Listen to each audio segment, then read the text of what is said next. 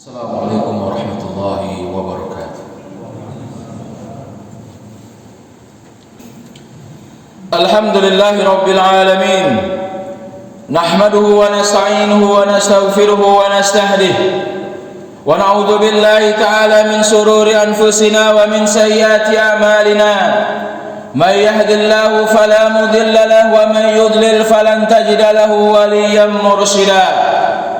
أشهد أن لا إله إلا الله وحده لا شريك له له الملك وله الحمد وهو على كل شيء قدير الذي خلق الموت والحياة ليبلوكم أيكم أحسن عملا وأشهد أن محمدا عبده ورسوله صلاة دائمين متلازمين على حبيبنا وقدواتنا مصطفى محمد صلى الله عليه وسلم الذي أدى الأمانة وبلغ الرسالة ونصحها للأمة وجاهد في الله حق جهاده ربنا اشرح لنا صدورنا ويسر لنا أمورنا واحلل عقدة من ألسنتنا يفقه أقوالنا اللهم أعنا على ذكرك وشكرك وحسن عبادتك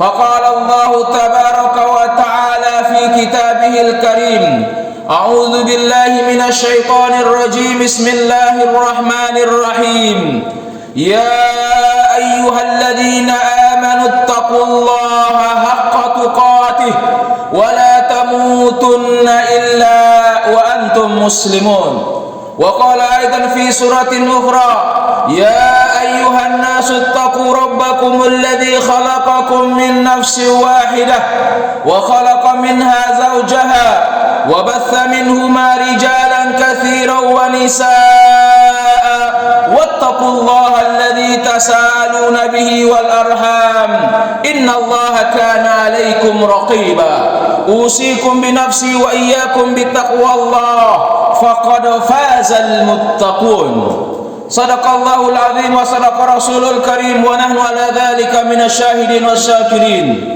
Kaum muslimin sedang jamaah Jumat yang dirahmati dan dimuliakan oleh Allah Subhanahu wa taala.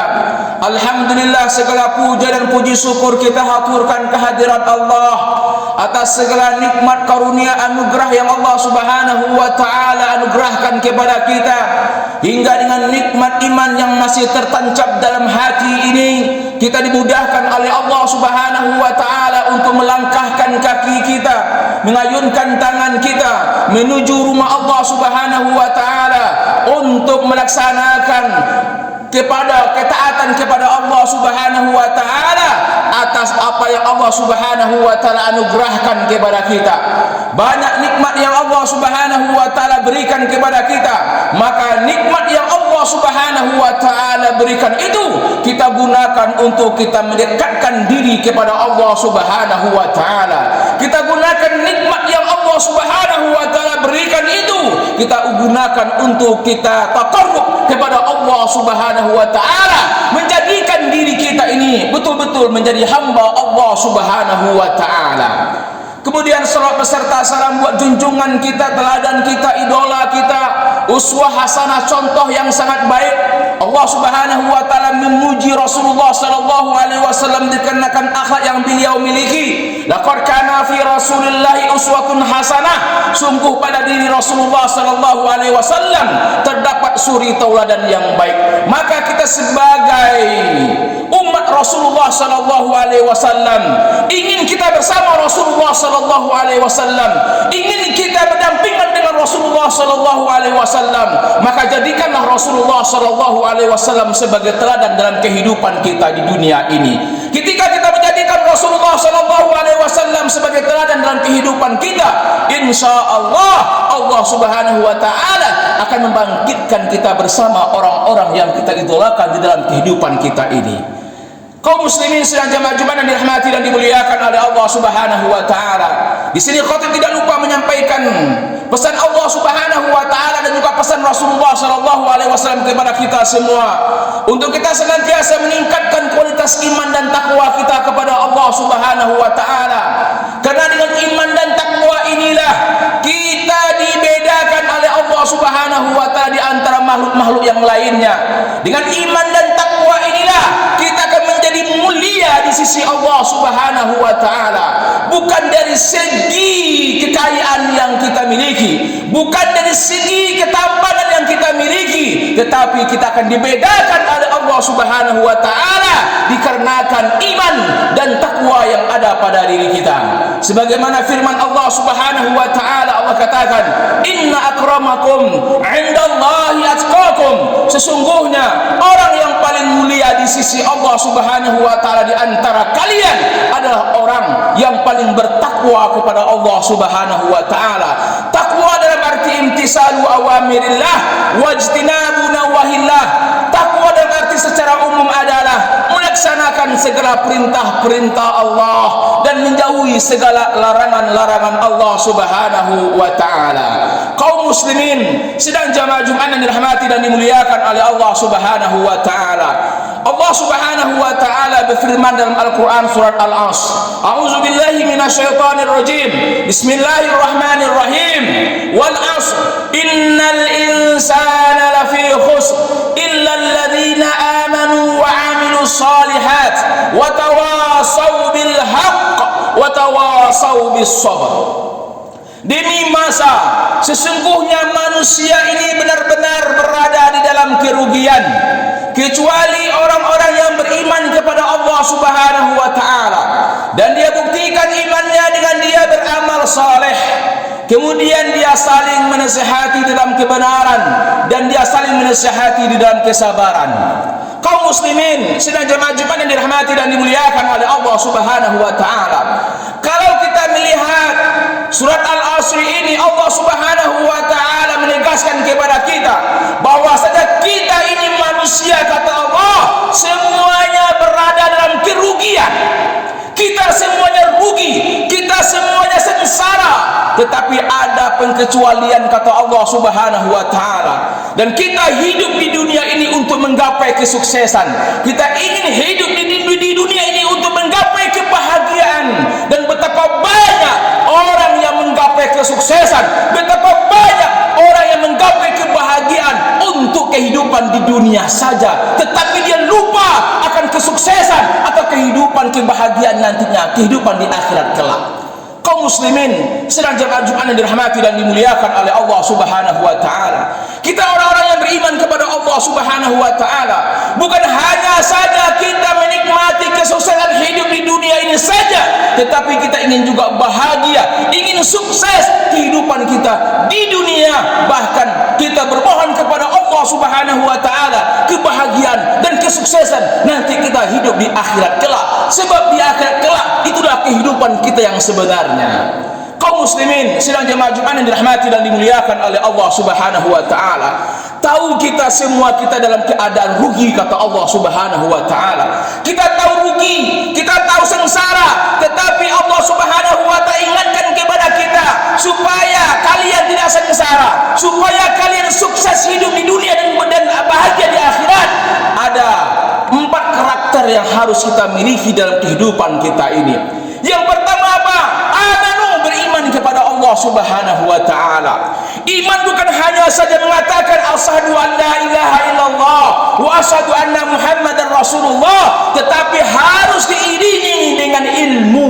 Kita beriman kepada Allah Subhanahu wa taala bukan hanya sebagai taklid saja, mengikut saja, tetapi kita beriman kepada Allah Subhanahu wa taala berdasarkan ilmu yang Allah Subhanahu wa taala ajarkan kepada kita. Kaum muslimin sedang jemaah Jumat yang dirahmati dan dimuliakan oleh Allah Subhanahu wa taala.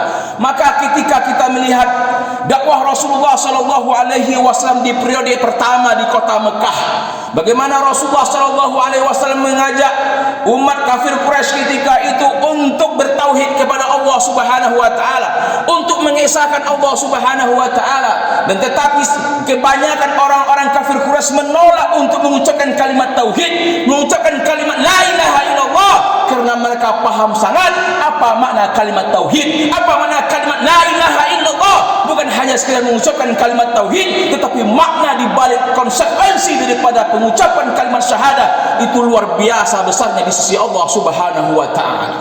Maka karena mereka paham dan mereka tidak mau mengucapkan kalimat syahadat ini. Kenapa? Ketika mereka mengatakan, ketika mereka mengikrarkan kalimat syahadah, asyhadu an la ilaha illallah wa asyhadu anna Muhammadar Rasulullah, la ilaha illallah, tidak ada Tuhan selain Allah Subhanahu wa taala. Yang selama ini oleh orang-orang kafir Quraisy, mereka jadikan batu sebagai Tuhan, mereka jadikan pohon sebagai Tuhan, mereka jadikan berhala sebagai Tuhan, mereka jadikan tumbuh-tumbuhan sebagai Tuhan.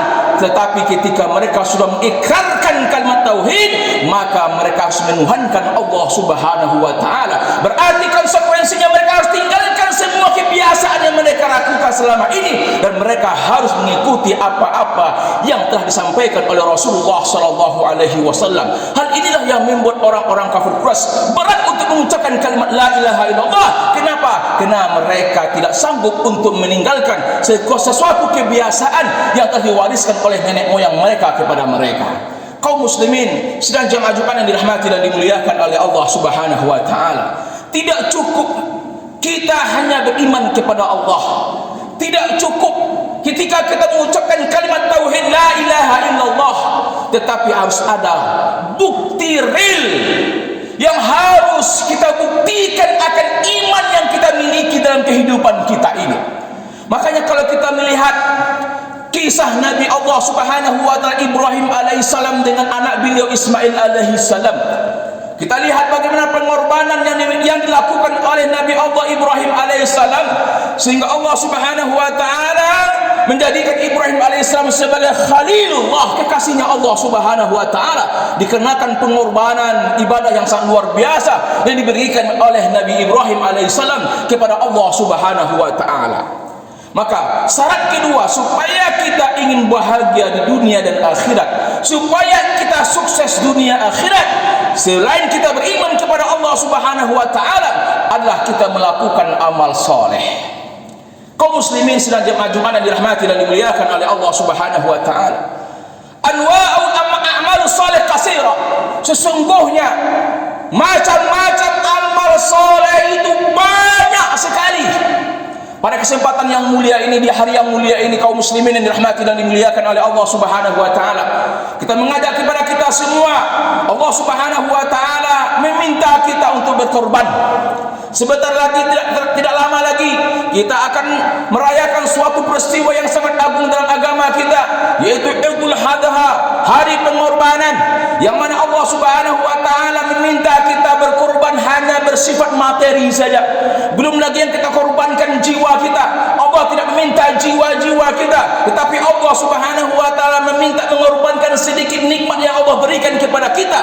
Apabila nikmat yang sedikit ini tidak bisa kita korbankan untuk Allah, bagaimana kita ingin bahagia? Bagaimana kita akan ingin sukses hidup di akhirat kelak? Kaum muslimin sedang jemaah Jumat yang dirahmati dan dimuliakan oleh Allah Subhanahu wa taala, kita lihat kisah Nabi Ibrahim alaihissalam dengan putra beliau Ismail alaihissalam. Kisah yang sangat luar biasa yang Allah Subhanahu wa taala ceritakan dalam Al-Qur'an. Bagaimana Ibrahim alaihissalam diuji oleh Allah Subhanahu wa taala, ujian yang sangat luar biasa. Ketika Nabi Ibrahim alaihissalam menikah dengan Siti Sarah, Allah tidak karuniakan dia anak. Kemudian Nabi Ibrahim alaihissalam menikah dengan Siti Hajar, Allah karuniakan anak. Ketika anak ini telah lahir yang bernama Ismail alaihissalam, baru lahir Nabi Ismail alaihissalam. Sudah sekian lama Nabi Ibrahim alaihissalam menanti kehadiran anaknya. Ketika anaknya lahir Ismail alaihissalam, apa perintah Allah Subhanahu wa taala ke Nabi Ibrahim? Untuk meninggalkan anaknya yang tercinta yang beliau dambakan, tinggal di sebuah padang Sahara bersama bundanya Siti Hajar. Kaum muslimin yang dirahmati dan dimuliakan oleh Allah Subhanahu wa taala, orang tua siapa yang tega meninggalkan anak dan istrinya di padang Sahara yang tidak ada kehidupan di sana? Semua orang tua, semua ayah tidak akan tega meninggalkan anak dan istrinya di tempat yang tidak ada kehidupan. Tetapi ini karena perintah Allah Subhanahu wa taala. Allah ingin menguji Nabi Ibrahim. Allah ingin tahu bagaimana kecintaan Nabi Ibrahim kepada Allah. Apakah Nabi Ibrahim mencintai Allah atau dia lebih mencintai anak dan istrinya?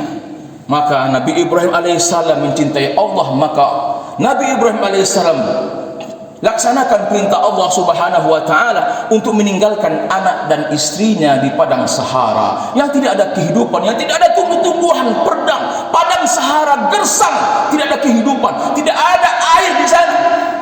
Kaum muslimin sedang jamaah-jamaah yang dirahmati dan dimuliakan oleh Allah. Maka Nabi Ibrahim alaihissalam saking tidak teganya meninggalkan anak dan istrinya di tempat sebuah wadi, sebuah lembah yang tidak ada kehidupan. Nabi Ibrahim tidak berkata dan tidak bercakap sedikit pun kepada Siti Hajar. Tapi ketika Nabi Ibrahim ingin meninggalkan mereka, apa kata Siti Hajar kepada Ibrahim? Ya Ibrahim, limaza fa'alta misla hadha? Hal hadha min amrillah? Wahai Ibrahim, kata Siti Hajar, kenapa engkau tinggalkan kami di sini? Apakah ini perintah Allah Subhanahu wa taala kepada engkau, wahai Ibrahim? Ibrahim tidak bercakap. Ibrahim tidak bercakap. Kenapa? Karena Nabi Ibrahim berbicara menangis dia. Tidak tega meninggalkan anak dan istrinya. Tetapi Nabi Ibrahim hanya dengan menggunakan isyarat kepalanya saja, menganggukkan kepalanya menandakan iya ini perintah Allah. Luar biasa lisan yang keluar dari Siti Hajar. Apa kata Siti Hajar? Wallah ya Ibrahim, demi Allah wahai Ibrahim, hal in hadha min amrillah, wallah la yudayuna fi hadzal makan. Wahai Ibrahim, kata Siti Hajar, kalau ini benar perintah Allah Subhanahu wa taala, maka demi Allah wahai Ibrahim, kata Siti Hajar, Allah pasti tidak akan menyia-nyiakan kami di sini. Subhanallah, keyakinan yang luar biasa pada diri Siti Hajar. Keyakinan yang luar biasa. Kalau Allah Subhanahu wa taala telah memerintahkan ini, pasti ada hikmahnya. Pasti Allah Subhanahu wa taala tidak akan menyia-nyiakan mereka. Sebab ini adalah perintah Allah Subhanahu wa taala. Tidak sampai di situ kaum muslimin yang dirahmati dan dimuliakan oleh Allah. Ketika ibu Ismail sudah beranjak dewasa, meranjak kanak-kanak, ketika itu Ibrahim rindu ketemu dengan anaknya. Akhirnya Allah Subhanahu wa taala pertemukan Ibrahim dengan Ismail anaknya. Tetapi ketika bertemu, apa perintah Allah Subhanahu wa taala datang kepadanya? Yaitu untuk menyembelih Nabi Ismail alaihissalam. Subhanallah. Kaum muslimin yang dirahmati dan dimuliakan oleh Allah, luar biasa ujian yang Allah Subhanahu wa taala berikan kepada Nabi Ibrahim alaihissalam. Allah ingin melihat kecintaan Ibrahim, apakah lebih besar cintanya kepada anak dan istrinya atau lebih besar cintanya kepada Allah Subhanahu wa taala, walaupun dia mengorbankan anak kandungnya sendiri yang beliau damba-dambakan selama ini. Tetapi Ibrahim alaihissalam tetap mencintai Allah, dilaksanakan perintah untuk menyembelih Ismail alaihissalam. Kaum muslimin sedang jemaah Jumat yang dirahmati dan dimuliakan oleh Allah, ini anwa'ul ibadah, bagian daripada perintah Allah Subhanahu wa taala, ibadah yang harus kita lakukan. Maka momen kesempatan beribadah di Idul Adha ini untuk kita berkorban, untuk kita mengeluarkan sedikit nikmat yang Allah berikan kepada kita, untuk kita menggapai ridha Allah. Kalau ini tidak bisa kita laksanakan, bagaimana kita ingin mendapatkan kebahagiaan hidup di akhirat kelak? Allah Subhanahu wa taala tegaskan kepada kita, inna a'tainakal kautsar, sesungguhnya kami, kata Allah, telah memberikan kepada kalian nikmat yang banyak. Tetapi nikmat yang banyak itu Allah minta kepada kita, fasalli li rabbika wanhar. Maka dengan nikmat yang banyak itu, kata Allah, fasalli, salatlah kalian, wanhar, dan berkorbanlah kalian. Yang mungkin kita korbankan, yang kita keluarkan hanya 2,5 juta untuk kita berkorban. Kalau ini tidak sanggup, kalau kita tidak sanggup dengan alasan berbagai macam alasan, kebutuhan-kebutuhan yang lainnya. Tetapi sebenarnya kaum muslimin yang dirahmati dan dimuliakan oleh Allah Subhanahu wa taala, kebutuhan kita kepada Allah itu lebih jauh lebih besar dibandingkan kebutuhan kita tetap terhadap kehidupan kita di dunia yang fana ini. Fa'tabiru ya ulil absar la'allakum turhamun.